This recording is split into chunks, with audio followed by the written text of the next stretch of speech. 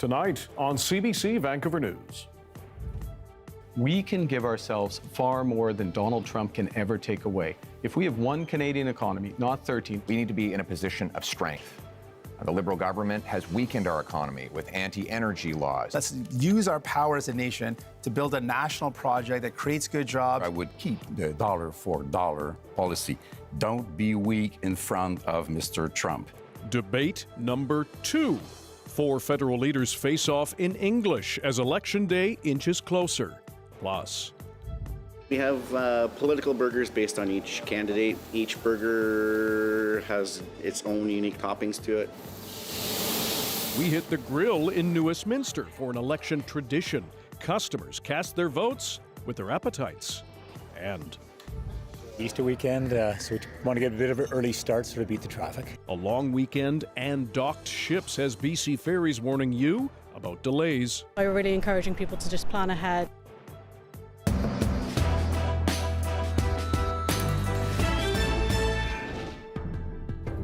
Hello, I'm Dan Burritt. Thanks for joining us. Round 2 is done.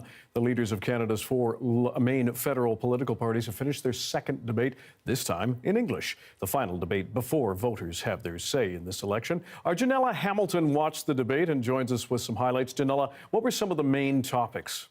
Dan, from pipelines to border security, housing, crime and public safety, energy and critical minerals. It was a heated but generally civil debate with Conservative leader Pierre Poilievre reinforcing his belief that a change in government is needed. Poilievre addressing many questions towards the camera for people watching. Meanwhile, Liberal leader Mark Carney fought accusations that he is just an extension of Justin Trudeau's Liberals, stressing he is a different person. NDP leader Jagmeet Singh had plenty of questions for the 3 other leaders, often interrupting them throughout the debate. And Bloc Québécois leader Yves-François Blanchet focused a lot on Quebec-specific issues. When it comes to Canadian sovereignty and trade, all 4 leaders say the country needs to do more to strengthen its economy, especially in the face of U.S. tariff threats. Start by what I would do the same. I think we do need to counter the American tariffs with our own to deter this economic aggression. We must make clear that we will always be sovereign and independent. What would I be doing differently? Well, we need to be in a position of strength. The Liberal government has weakened our economy with anti-energy laws, red tape, and high taxes that have driven $500 billion out of our country into the United States and made us incapable of shipping our resources overseas. That weakness threatens our ability to stand up for ourselves. I think what we need to do, if we're talking about energy in our country, we need to build an east-west grid. Let's use our power as a nation to build a national project that creates good jobs, that strengthens us for the future, where we connect the low-cost energy from jurisdictions and provinces across this beautiful land and have low-cost energy for businesses, for people, so we can build a stronger economy. That's the energy of the future that we need. Mr. Carney. 3 quick points. First, the pipeline built, yes, TMX built. That's why oil exports up 50% over the course of the last few years. Secondly, I don't think Mr. Singh is absolutely right about the east-west grid. Grid interconnections, which is part of the energy corridor, huge opportunities for this country. We have to be able to do more than one thing. Third point, fundamental point. We can give ourselves far more than Donald Trump can ever take away. If we have one Canadian economy, not 13, and if we just look at that agreement we got with the provinces, look at what Ontario and Nova Scotia have just announced in terms of their steps towards this, this is within our grasp. Mr. Carney. While these 2 compete about who's more pro-pipeline, I think what we need to do is, it's clear, the Liberals bought a pipeline, they built a pipeline. I don't know what Pierre is complaining about. That's what they did. I think what we need to do, if we're talking about energy in our country, we need to build an east-west grid. Let's use our power as a nation to build a national project that creates good jobs, that strengthens us for the future, where we connect the low-cost energy from jurisdictions and provinces across this beautiful land and have low-cost energy for businesses, for people, so we can build a stronger economy. That's the energy of the future that we need.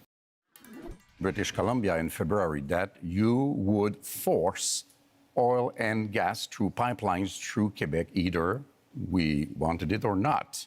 you would use emergency powers in order to do so. And 2 days later in Montreal, you said that you would never do that without the approval of Quebec. What's the point of using emergency powers if you do have the agreement of Quebec? However, I do agree with you. It's important to be very strong in front of Mr.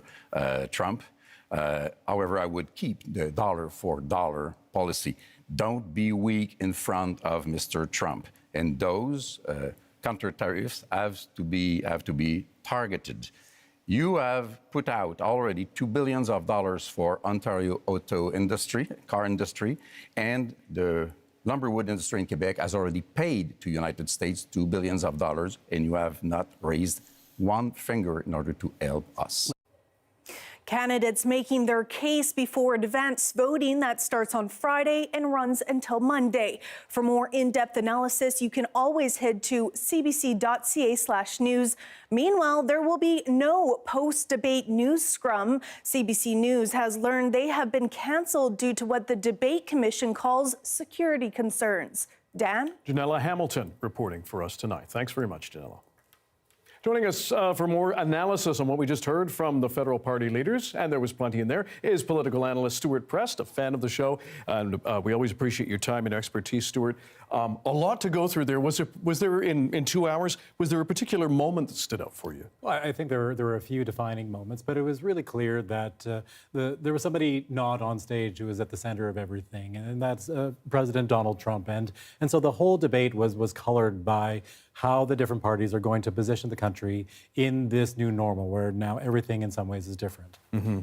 And was there a clip or from one of the particular leaders that addressed that for you? Well, the first segment was all about tariffs and responding to President Trump. And I think Mr. Carney in his opening statements really tried to set the tone that this is a different era that we are in and have to respond. All right, I think we have a clip of that. Let's have a listen. I think the relationship that we've had with the United States, relationship over the course of almost the last 4 decades, which has been one of steady and increasing integration, has fundamentally changed because the president is looking to fundamentally restructure the trading system. So the starting point has to be one of strength. It has to show who benefited, Stuart, do you think, most from this debate on stage? I think there is a lot that has to do with the eye of the beholder, because for as much as Mr. Carney really wanted to put the focus on somebody not on stage, Donald Trump, Mr. Poilievre wanted to put the focus on somebody else not on stage, Justin Trudeau.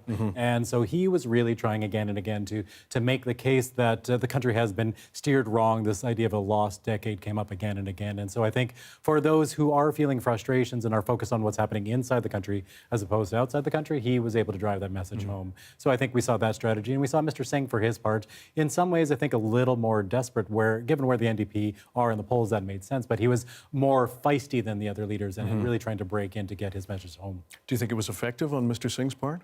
I think it created for more drama than we saw in other occasions. I think it might have locked up Mr. Poilievre in particular, trying to halt him from getting his points across. But I don't know that it comes across as an alternative vision so much as a difficulty on stage. And lastly, we appreciate your time. Mr. Blanchette, not running any candidates outside of Quebec. How do you think he fared in this debate? English, he was quite adept and deft in French the other night. English, how do you think he did? I think it was clear that English was his second language. There was one moment where he kind of bobbled the word sold and looked to find it. If that had happened to another leader in the French debate, I think the reaction would have been different. But there's an understanding here that this is not his primary audience. And so I think he was there above all to make the case that this is a debate where he is there for Quebec, to make sure that the interests of Quebec are never too far from everyone's mind. And I think he accomplished that. I'm going to slip in one more. For somebody who has watched the debate, heard about it, maybe seen some clips, do you think it has swayed anybody's vote or solidified their vote?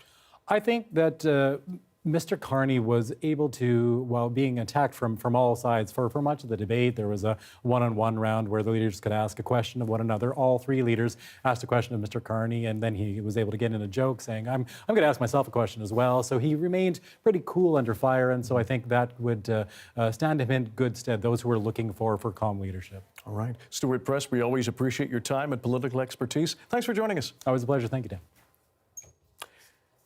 Still with politics, the federal riding of Victoria has been held by the New Democrats for 2 decades now. But it's just one of several areas on Vancouver Island that could see an upset this federal election. The CBC's Katie DeRosa reports from the battleground riding. The New Democrats have held the federal riding of Victoria for the last 20 years, but it's one the Liberals hope will turn red. It's just one riding on Vancouver Island that could see an upset, as recent political polls show nearly every seat on the island could change hands. It really makes the island a fascinating place to watch. The NDP currently has 6 seats on the island, while the Greens hold 1. The Liberals have been shut out of the island for the last decade. Historically, they've been blue versus orange. UVic dean and political scientist Michael Prince says the Liberals are focusing on the Victoria riding as the one the party thinks they can pluck from the New Democrats. NDP MP Laurel Collins has held the riding since 2019 and is hoping for a 3rd term in Ottawa. Here in Victoria, we have been sending New Democrats to Ottawa for the past 2 decades. Collins highlighted the NDP's role in forcing Justin Trudeau's Liberal government to deliver on pharmacare and dental care. These things are making a measurable impact in people's lives. Will Greaves, a University of Victoria International Relations professor, is hoping to unseat the incumbent. Getting a boost from Liberal leader Mark Carney, who is polling well among Canadians asked who is the best leader to stand up to U.S. President Donald Trump. There's no question that there are voters who in the past have supported other parties besides the Liberal Party who are giving us a lot of consideration in this election because of the big picture, because of the circumstances with the United States. Conservative candidate Angus Ross, a former police officer, says people he's talked to in the riding are most concerned about affordability, homelessness, and drug use. We heard a lot at the doors first thing in the first week of the election, Trump, Trump, Trump, and now that's gone away. People are back onto the affordability side. Victoria has always had a close relationship with the United States, separated from Washington state by a narrow strip of ocean. Tariffs and the trade war with our southern neighbor has become a top issue for voters, but it's come at the expense of support for the NDP and the Greens. That could mean the island's 7 ridings could go from orange and green to red and blue. Katie DeRosa, CBC News, Victoria. Well, if you're planning to travel, perhaps to Victoria or other places on Vancouver Island or the mainland this Easter long weekend, make sure you give yourself extra time. As Claire Palmer reports, BC Ferries warns some of its usual fleet will be docked. These ferry passengers at Departure Bay are getting an early hop on their Easter travel. Easter weekend, so we want to get a bit of an early start so to beat the traffic. But we definitely planned this trip at a good time considering it hasn't been too busy, just kind of right before the weekend. BC Ferries says this long weekend is expected to be busy, with some of its fleet out of commission for annual maintenance. Maintenance that was delayed after some of their ships needed unexpected repairs due to engine issues. The corporation says maintenance is being performed on 2 key vessels, and travelers without reservations should expect very limited standby availability on peak travel days. So we have quite a complex schedule of refit. It's kind of a bit of a game of chess, to be honest, just to make sure that we can provide the service that we need to. So definitely consider walking on as a foot passenger or taking an alternate route. BC Ferries says while Easter weekend isn't traditionally one of their busiest times of the year, with the Queen of Surrey and Queen of Oak Bay not sailing this weekend, ships are going to be crowded. Sayani suggests checking online to monitor wait times or to see if any last-minute bookings become available. We're kind of in the situation that we're in, and that's why we're really encouraging people to just plan ahead and just really make it easier for themselves to not have those long waits at the terminal this weekend. BC Ferries expects all of their ships to be ready in time for the busy summer travel season, with additional daily sailings planned between Vancouver and Nanaimo. Claire Palmer, CBC News, Nanaimo.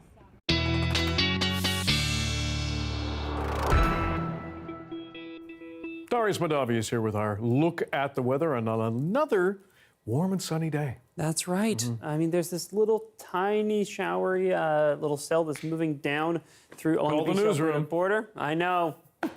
Disaster. But other than that, yeah, dry, sunny across BC. Warm temperatures keep coming up. Tomorrow, the warmest day for many areas, although the northwest starts to come down in temperature. Here's our precipitation. Oh, sorry, this is still satellite, and it looks like there's nothing going on. That's why I thought it was paused on the precipitation forecast. We see that cloud building in overnight tonight, and then we're going to see that rain start to hit the North Island, continue down the island. Really just some showers, really light showers, should be over in an hour or two in most places. And then it reaches us overnight, and then Saturday should be sunny again. Okay, we'll look forward to it. Thanks. Thank you. Burger ballot. After the break, we'll take you to the BC restaurant, gauging the political temperature with a candidate-inspired menu. You'll want to see this.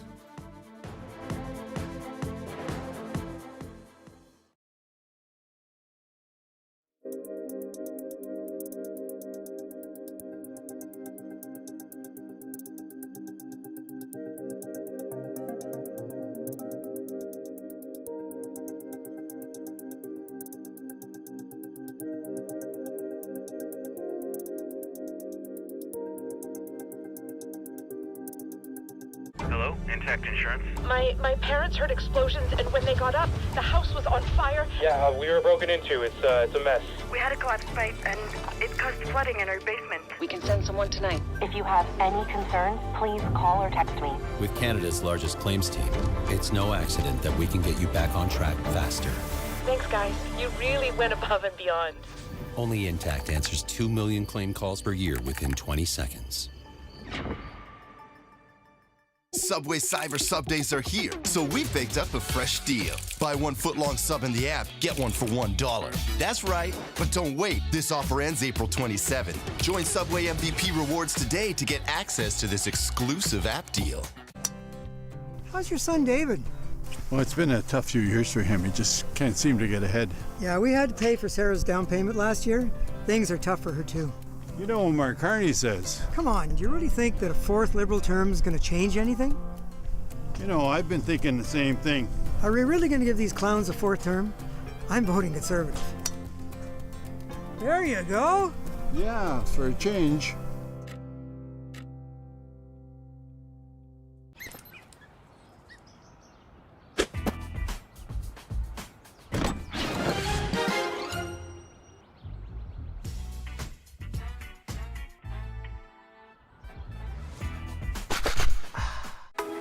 Yellow lines are in a lot of places to protect us. But when they're not there, Hun, can you grab that? it's up to you. Let's keep it preventable.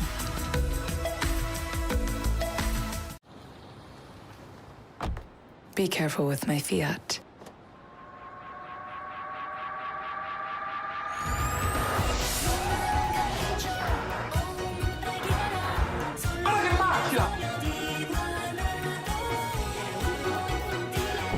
Are you gonna daydream forever or park my car?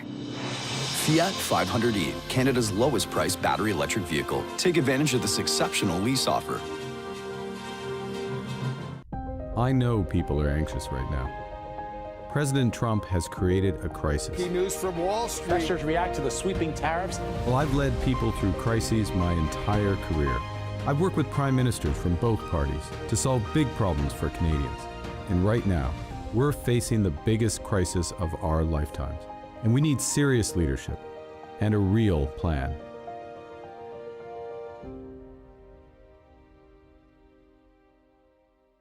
I was leaving work.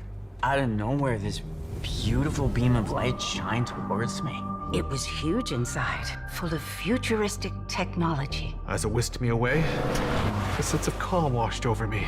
It's monitoring the world around us. It took me to distant worlds, thousands of kilometers away. And before I knew it, I was downtown. The new 2025 Subaru Crosstrek, the true urban legend. Yellow lines are in a lot of places to guide us. But when they're not there, it's up to you. Let's keep it preventable.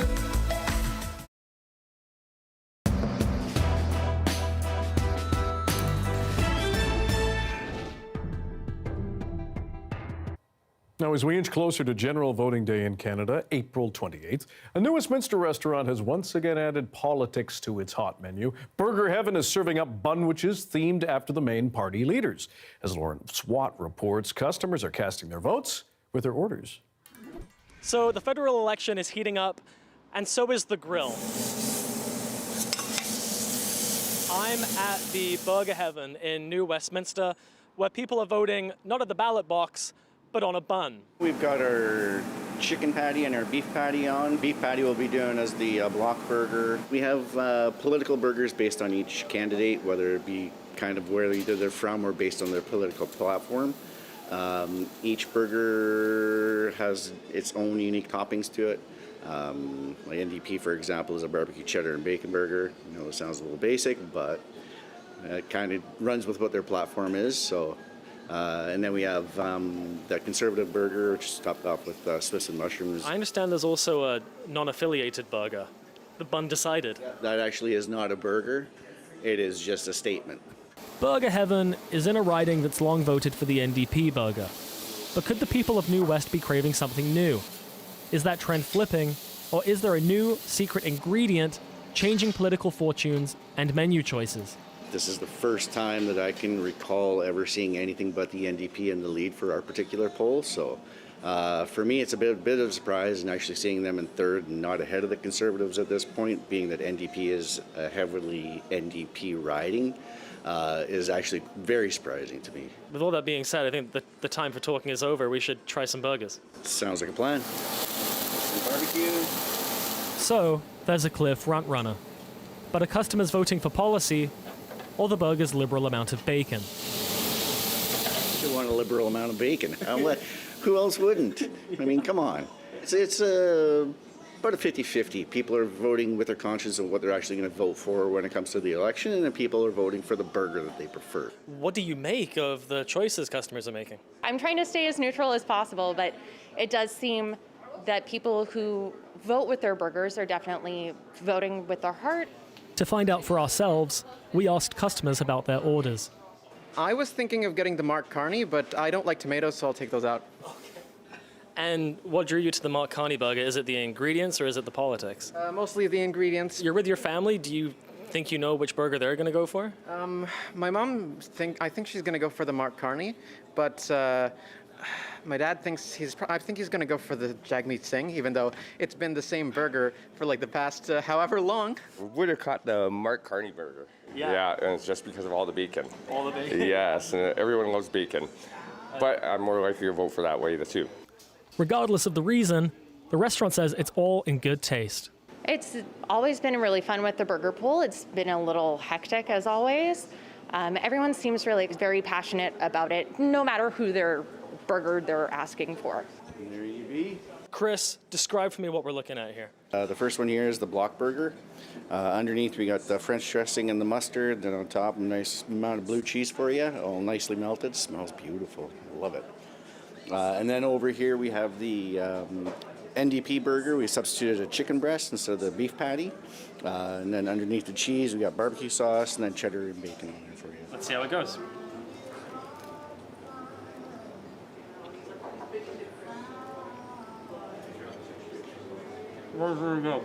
At the timing of this recording, the Bun official polls show the Liberals in the lead with 153 votes, the Conservatives in second with 70, and the NDP close behind on 63.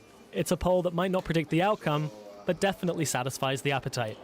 Lawrence Watt, CBC News, New Westminster. And at last check, the Carney burger is still in the lead by over 100 customer votes. The tally there, Liberal 240, Conservative burger 110, NDP burger 77, Green 26, Bloc 24, and 57, Bun Decided. Look at the day that was in Deep Cove. Your BC-wide forecast is coming up ahead of the long weekend.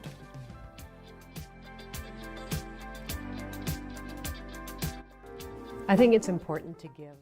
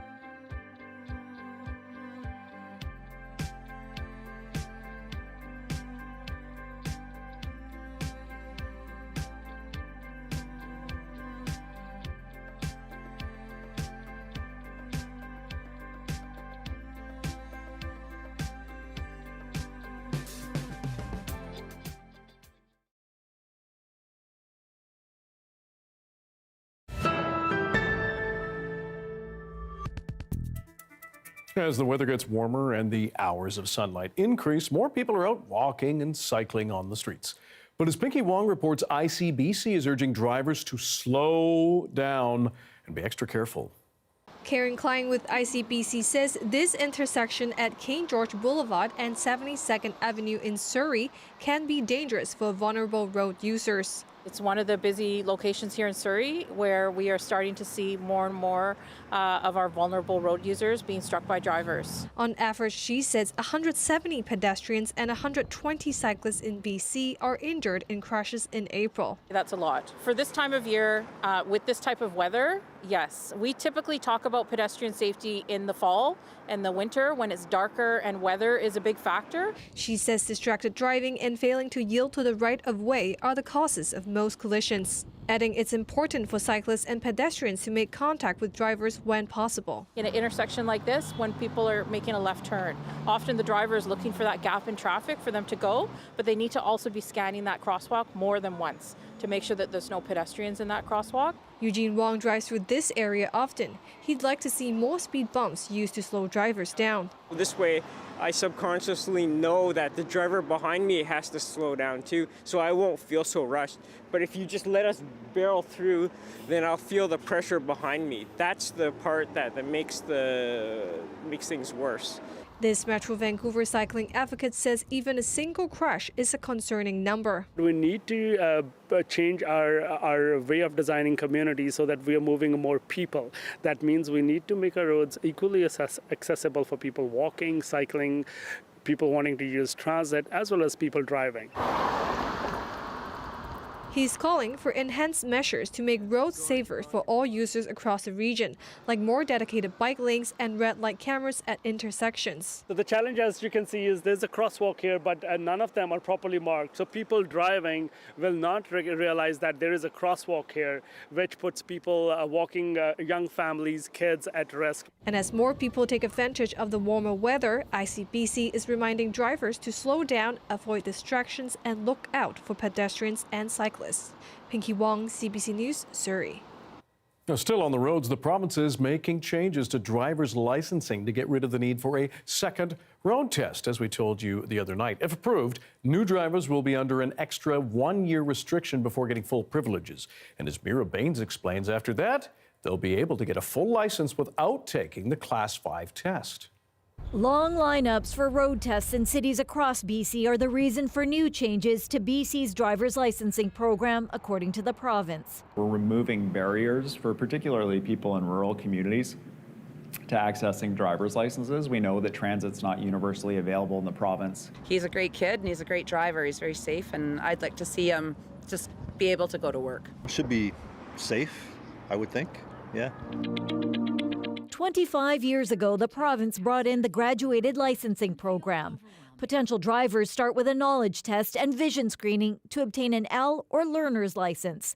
After a year of supervised driving, a person needs to pass the Class 7 road test to get your N or novice license. After 2 years of safe driving, a person can take the Class 5 road test as the last step to qualify for full driving privileges.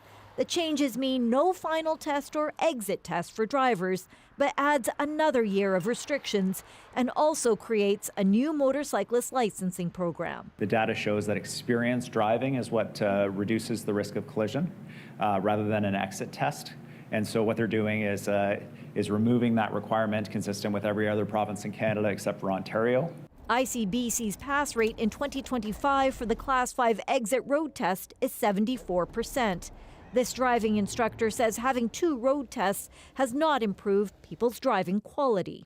People still tailgate, they're still aggressive, and it's even worse now. He says the main problem now is distracted driving. Everybody on the road now has a cell phone.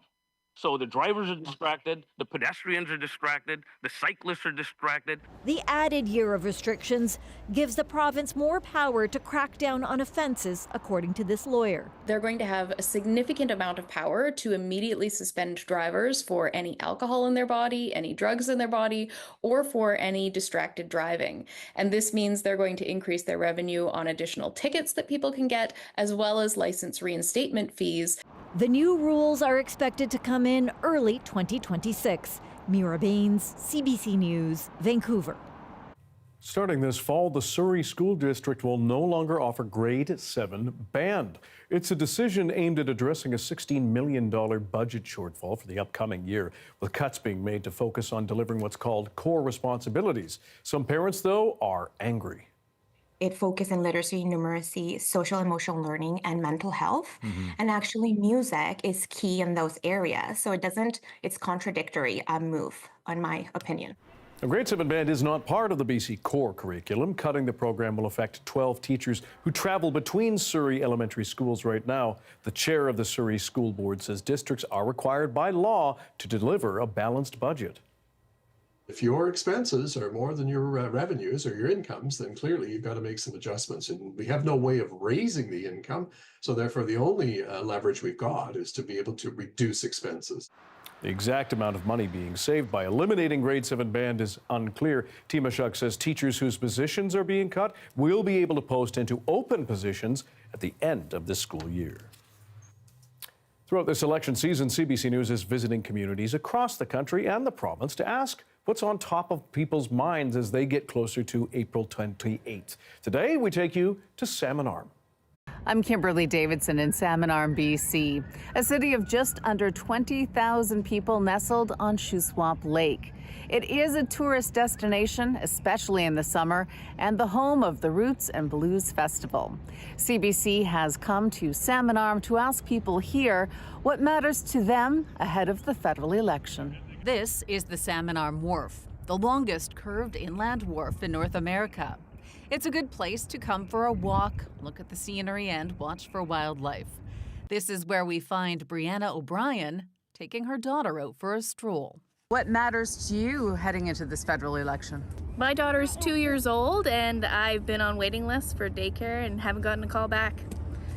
Not only that, it would cost the same amount to put her in daycare as I would get to work. DeMille's Market is a favorite with locals and tourists alike. It's a place to go grab some lunch, get an up-close look at farm animals, and shop a large selection of produce.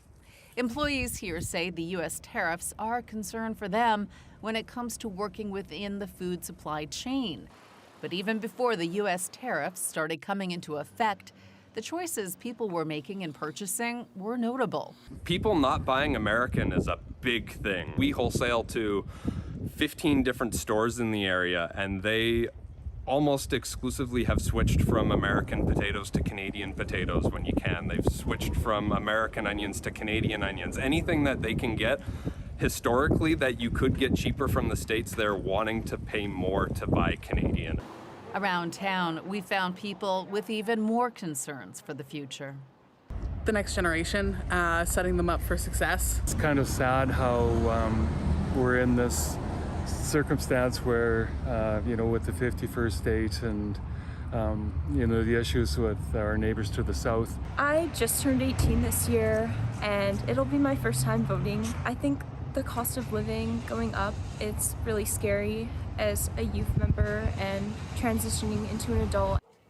Kimberly Davidson, CBC News, Salmon Arm. More signs of life in deep space. Why scientists think they found the strongest evidence yet of another planet that has life.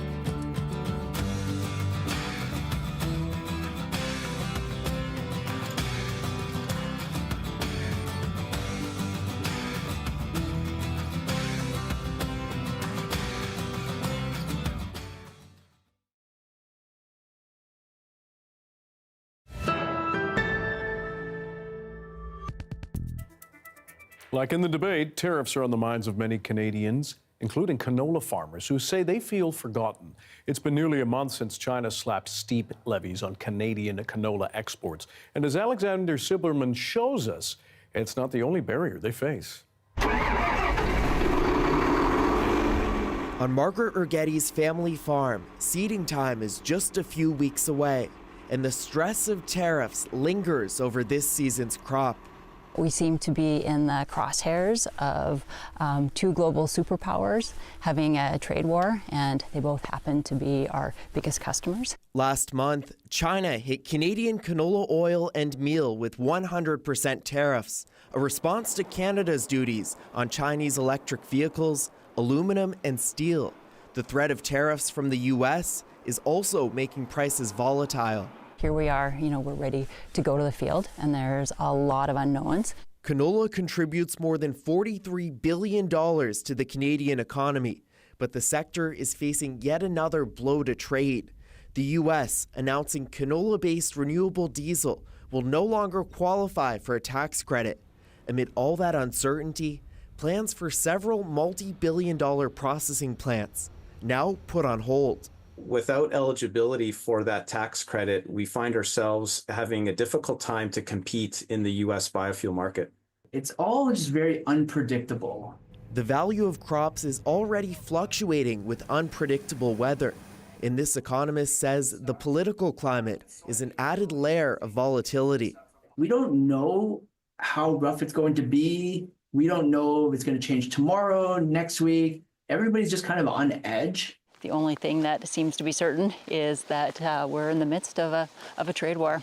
Urgetti feels farmers have been largely forgotten in the trade war. We have to understand the hurt to our farms and our communities is going to be devastating. With millions of dollars invested in their farms, producers say the stakes are high, and they desperately need free trade for their industry to have a future.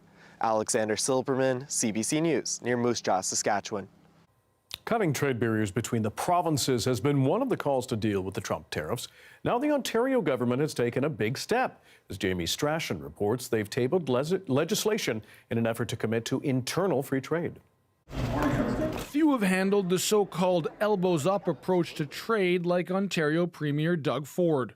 The hats, the shirts, now the talk. With President Trump taking direct aim at Canada's economy, it can't be business as usual. Now a move to bolster trade within Canada, Ford not looking south but east and west. We need to work together to build a more united, more competitive, more self-reliant Canadian economy. The new legislation would lower Ontario's interprovincial trade barriers and encourage other provinces to follow suit. He also signed agreements with the premiers of Nova Scotia and New Brunswick. We have to seize this moment, we have to act on this moment, and make sure that we open up true free trade across Canada. This moment driven by U.S. President Donald Trump. I always say tariffs is the most beautiful word to me in the dictionary. His on-again, off-again tariffs have stoked unprecedented economic nationalism. I think it's really good for the Canadian people to support our local businesses. We have to do whatever possible to feel really independent. Oh, that's it. Whiskey. Ford predicts lower costs and more variety, like the ability to order alcohol from other provinces, and for workers in certain jobs to more easily move between provinces. National independence, a key issue in Ottawa as well. The federal government is leading by committing to legislate the end of all federal barriers to interprovincial trade by July 1st. It all may make Canadians feel better, but experts warn it certainly won't replace doing business with the U.S. May help cushion the blow a little bit, but I think it's maybe being oversold. But I'm all for that in the sense that anything that gets some political momentum to do something good, it's the one thing we have control over. The question now, whether it catches on across the country. Jamie Strachan, CBC News, Toronto. A planet in the constellation of Leo has the scientific community abuzz. As Anand Ram reports, it's because our most powerful space telescope has detected a chemical clue that could be the strongest hint so far of life on another world. It is undoubtedly a leap to link this green algae in our oceans to the thought of little green aliens far, far away, but new research is raising a possibility. We found the strongest evidence to date on a biosignature molecule, in this case a combination, potentially around another star outside the solar system. This is a visualization of the planet K2-18b, thought to have a hydrogen-rich atmosphere with oceans of water. It's a little bigger than our own planet, and as it zipped around its star, scientists caught a glimpse of that atmosphere and found signals of a gas called dimethyl sulfide.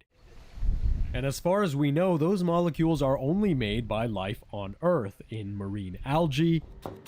Even cabbage gives off this distinctive smelling gas. But experts are cautious about this new finding. First, we have to confirm the signal. As I said, the signal is very noisy. And the second step, once the signal is confirmed, we have to figure out whether it's made by life exclusively or not. Séparation Webb Space Telescope. Go Webb! That may take time. This was detected using the James Webb Space Telescope. We do have confirmation of observatory separation. Launched in 2021, it's given us incredible insights into the far reaches of our universe unlike ever before. But it's right at its detection limit, so we're going to be arguing about that detection for the foreseeable future. I don't think we're going to get necessarily something super conclusive with Webb because it is pushing the telescope to its edges. A call to invest further in exoplanet exploration to one day perhaps see more definitive signs of life. Anand Ram, CBC News, Toronto. Darius Badavi, I'm sure you don't have anything to say about this scientific discovery. No, let's just do the weather. No.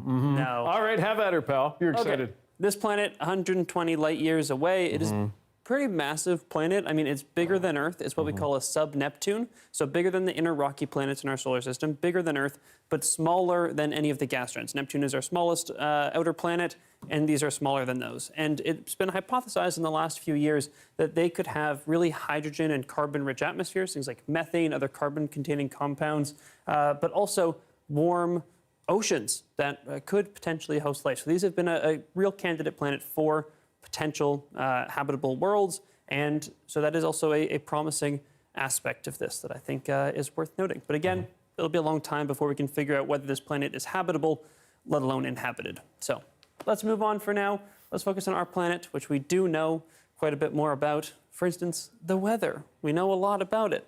Great segue.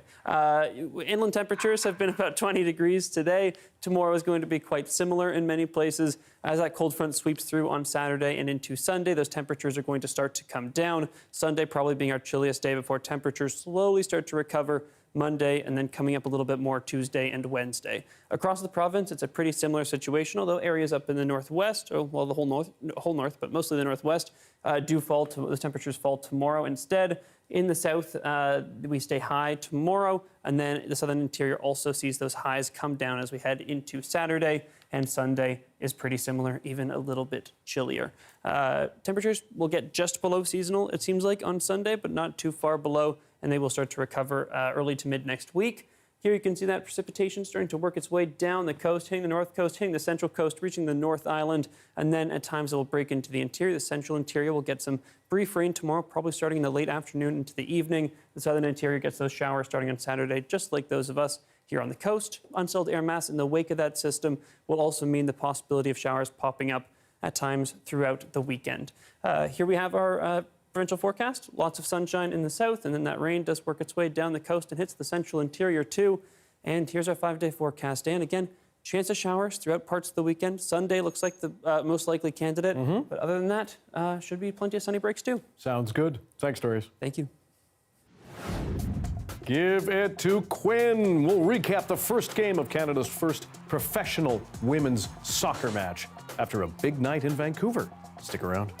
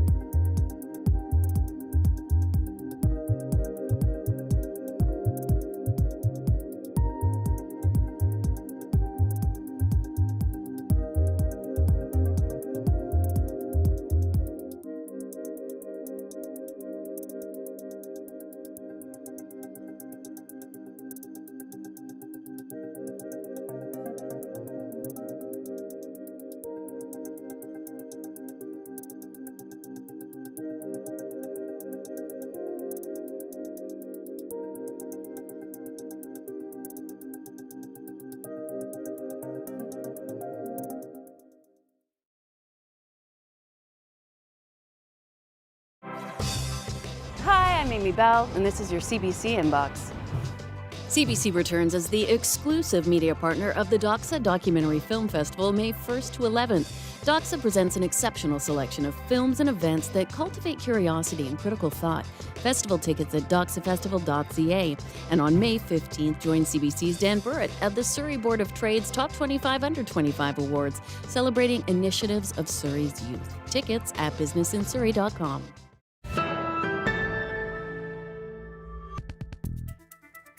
It was an historic day for Canadian soccer here in Vancouver last night. And even better, it was a hometown win. Rise